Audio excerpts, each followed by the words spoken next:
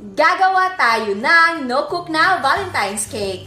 Eto na ang request ninyo na no-cook cake para sa Valentine's Day. Etong gagawin natin ay strawberry na shortcake. Napakadali lang nito pero bago yan, Flex ko lang ang aking full-tang Giotto Damascus knife na bigay ng Chef's Blade Company. So, eto yung bigay nila sa akin. Naglagay sila ng ating pangalan, Kusina Chef.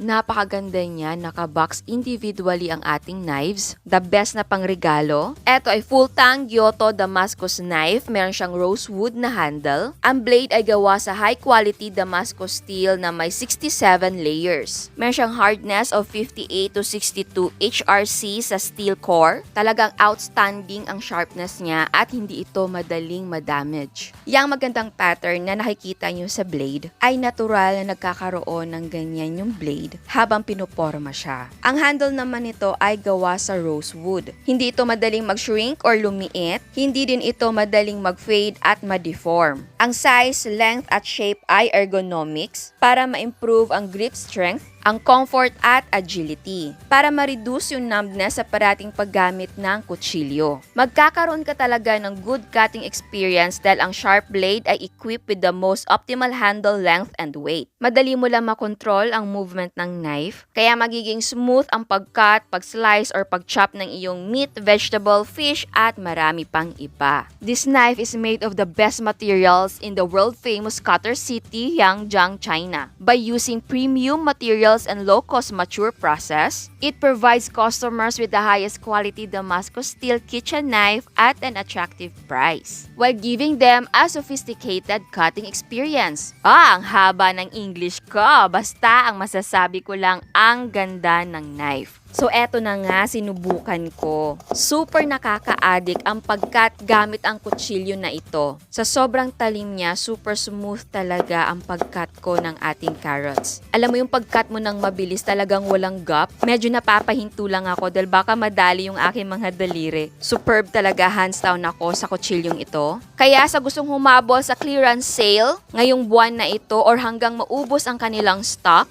meron silang COD optional. Ilalagay ko ang link sa description box kung saan kayo pwedeng bumili. Again, magandang regalo to, malapit na ang Valentine's Day or birthday gift or kahit walang okasyon, regaluhan mo ang iyong sarili at ang iyong minamahal. So ngayon naman, gawin natin ang cake para sa iyong minamahal. Ilagay na natin ang all-purpose cream sa ating mixing bowl. Tandaan, dapat chilled overnight. Pero yung isang lata ko ng all-purpose cream ay nakalimutan kong ilagay sa chiller. So meron din gagawin na extra step. At para na din ito sa dagdag kaalaman sa mga nagtatanong na paano kung hindi ko na ilagay yung aking all-purpose cream overnight sa ref.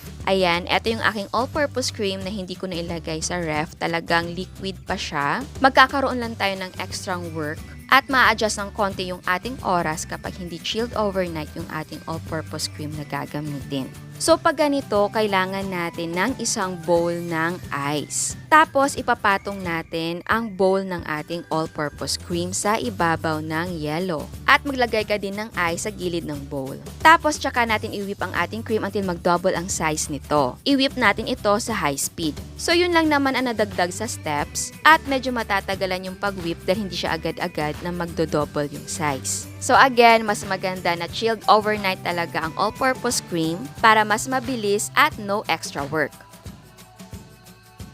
Ayan, nag-double na ang size ng ating cream. Pwede na nating ilagay ang ating condensed milk. And again, dapat chilled overnight ang condensed milk. I-boost natin ang condensed milk gradually sa ating cream.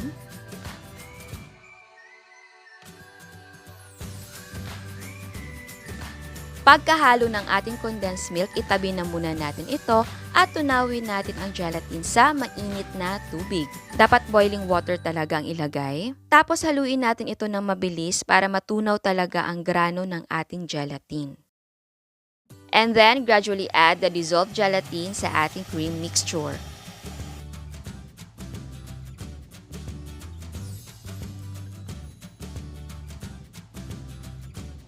Ngayon naman, lalagyan natin ng strawberry filling ang ating cream mixture.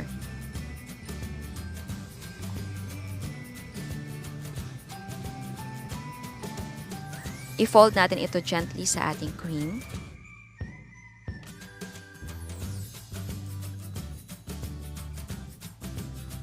Para naman sa ating molde, gagamit ako ng heart shape na cake pan. Pero kung wala kayong heart shape, ay pwedeng kahit anong shape. Ito ay spring form na pan, so natatanggal yung bottom nito. Pero okay lang kung hindi spring form pan ang gamit. Maglagay ka lang ng plastic para hindi ka mahirapan sa pagtanggal ng cake. Again, ang plastic na gamit ko ay ordinary lang pero pwedeng gumamit ng parchment paper, aluminum foil, or cling wrap. Mag-start na tayo mag-assemble. Maglagay tayo ng konting cream sa bottom ng ating pan.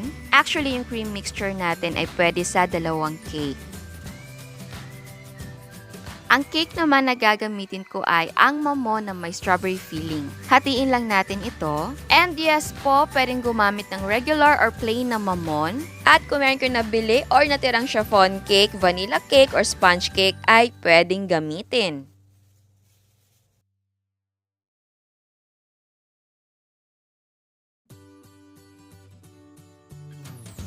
Maglagay tayo ng second layer ng ating cream mixture on top.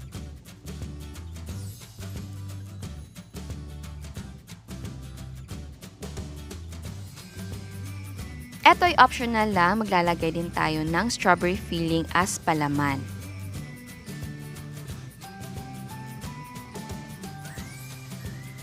At ilagay na natin ang second layer ng ating mamon.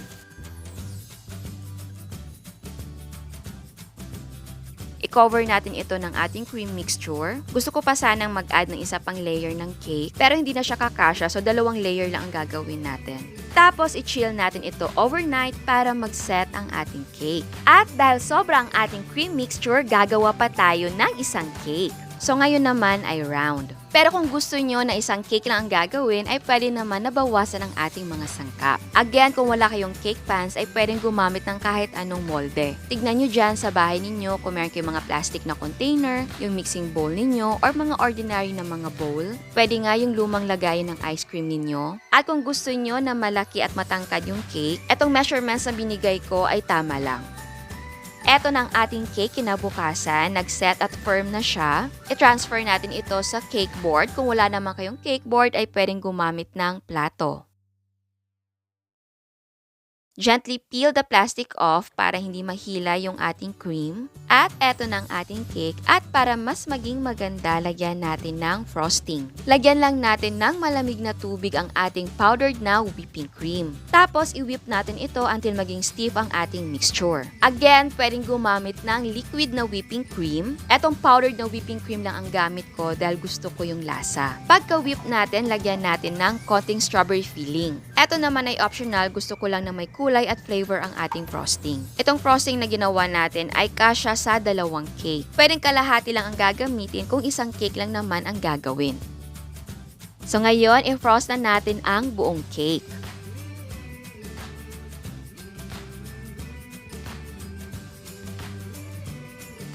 Ngayon naman, mag-pipe tayo ng plain na frosting para sa additional na decoration.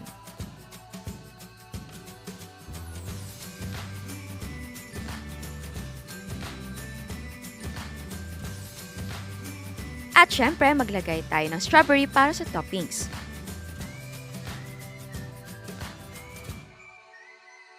At ayan, eto na ang ating no-cook na Valentine's cake! Pero bago tayo mag-taste test sa hindi pa nakasubscribe, please subscribe sa ating YouTube channel and please click the notification bell and please click all para ma-notify kayo sa lahat ng uploads. So, ayan, titikman na natin. So, eto ang ating strawberry shortcake cake. Gusto nyo tignan sa malapitan? Ayan, so eto siya sa malapitan. Di ba ang ganda ng layers ng ating cake? Ayan. So, dito tayo kumuha na side. Yan. So, di ba ang dali lang? Nakita nyo yon. Ngayon, titikman na natin. Ang ganda niya.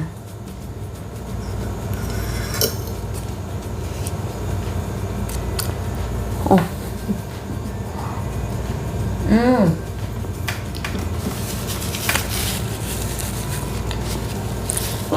Strawberry.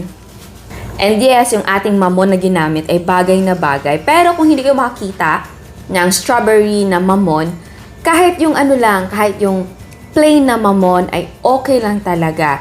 At kung gusto nyo naman na gumamit talaga ng chiffon cake, yung malalaki, kung meron kayong mabili na, di ba meron yun sa bakery, usually sa bakery or sa grocery, meron din yun. So, pwedeng-pwede na yun ang gamitin mo. Tapos, i-cut mo lang yung chiffon cake, tapos i-layer mo siya ng ating yung cream na ginamit natin, tapos lagyan mo ng strawberry filling. Okay lang na wala ng strawberry filling kung yung cream lalagyan mo din. Ang ginawa ko lang para makita nyo na pwede kang maglagay sa cream ng strawberry, tapos maglagay ka rin ng palaman.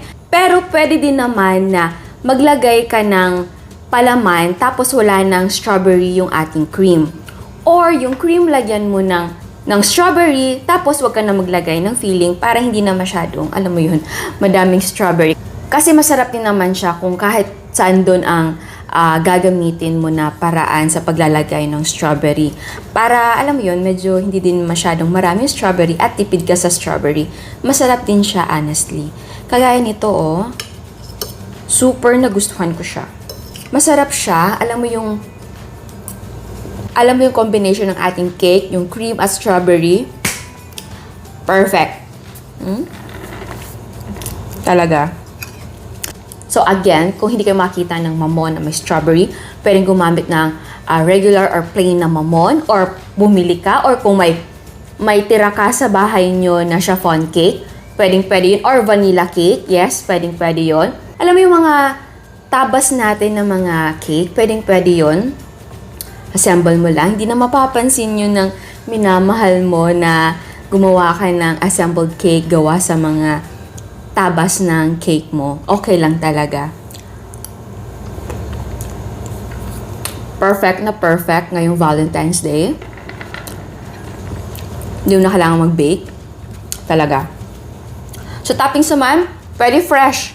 Oo nga pala, pwedeng fresh yung ilalagay mo na mga strawberry as toppings mo para, I think, mas maganda, no? Tapos lalagyan mo parang flowers, or pwede mo ilagay mo lang naka-slice, or buo. Maganda din yung buo, no? Pwede. Mahirap kasing humanap ng strawberry na fresh, and meron frozen, pero hindi maganda, syempre, kasi nga, iba na yung itsura niya kapag frozen. Pero kung yun na makita mo, pwede mo gawing jam. Tapos yun yung gawin mong fillings. Ito kasi galing sa lata, so mas mabilis. Alam mo yung available siya lagi sa ating grocery. So, mas okay. Pero kung ayaw nyo gumamit ng strawberry, gusto nyo, like blueberry, pwede. Diba meron na tayong recipe nun? Yung ginamit ko lang na cake base ay yung cheesecake. Pwede naman din na ang gamitin mo ay mamon or chiffon or vanilla cake. Bagay naman siya sa blueberry. Tapos kung ayaw mo lagyan ng cream cheese, pwedeng ganito lang. Ang papalitan mo lang ay yung strawberry. So kung gusto mo yung prutas na gagamitin ay blueberry, pwedeng cherry, pwedeng mangga. So ang papalitan mo talaga ay yung prutas, pero same lahat yung gamit. Syempre, yung ating mamon ay flavor ay strawberry, pwedeng hindi na yung gamitin mo, pwede yung plain lang. So, di ba, pwede kang maglaro, pwede kang mag-experiment gamit itong ating recipe ngayon. Yun nga lang, strawberry ang gamit ko kasi nga Valentine's, pulang-pula, so strawberry ang bagay. Pero, pwede kang gumamit ng ibang prutas, yung paborito mo or paborito niya. Ganon. Pero ito yung first time ko na gumawa ng no-cook na strawberry cake or strawberry shortcake cake. Ang sarap niya. Basta mga ganitong combination, gustong-gusto ko. Yung cream, yung ating cake natin, tapos yung strawberry. Siguro ang hindi ko lang like masyado, yung sobrang dami nung strawberry, gaya nito, para naparami yung aking toppings, tapos may filling pa tayo. Alam mo yung, ito kasing ganito, siguro nga kasi gawa din sa preservatives, meron siyang maasim. Hindi ko alam kung okay lang sa inyo, pero para sa akin, kapag nasobrahan, ayun, yun yung medyo ko na. Pero sa akin lang naman yun. Pero, sarap talaga siya. Sarap?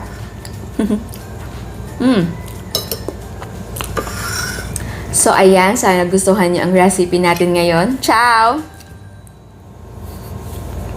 At eto naman ang mga prices ng ating mga sangkap. Sa recipeng ito, makakagawa ka ng 2 cakes. Ang total cost ay 545 pesos. Again, ang total cost ay magdidepende kung magkano ang presyo ng sangkap sa inyo. At bago ako magpaalam, meron another dose of inspiration. Ito ang no-cook na Mango Bravo inspired ni Miss RC.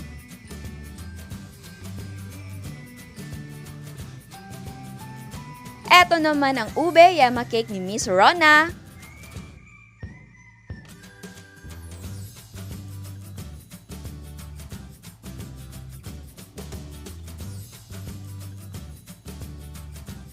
Native Kuchinta ni Sir Chris.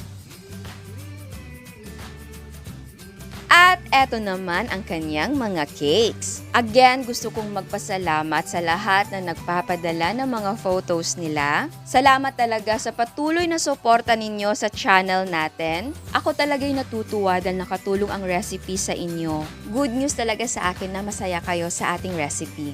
Sana hindi kayo magsawa at sa mga hindi pa nakasubscribe, please subscribe sa ating YouTube channel and please click the notification bell and please click all para ma-notify kayo sa lahat ng uploads. And please don't forget to like our Facebook page and follow us on Instagram. Thank you!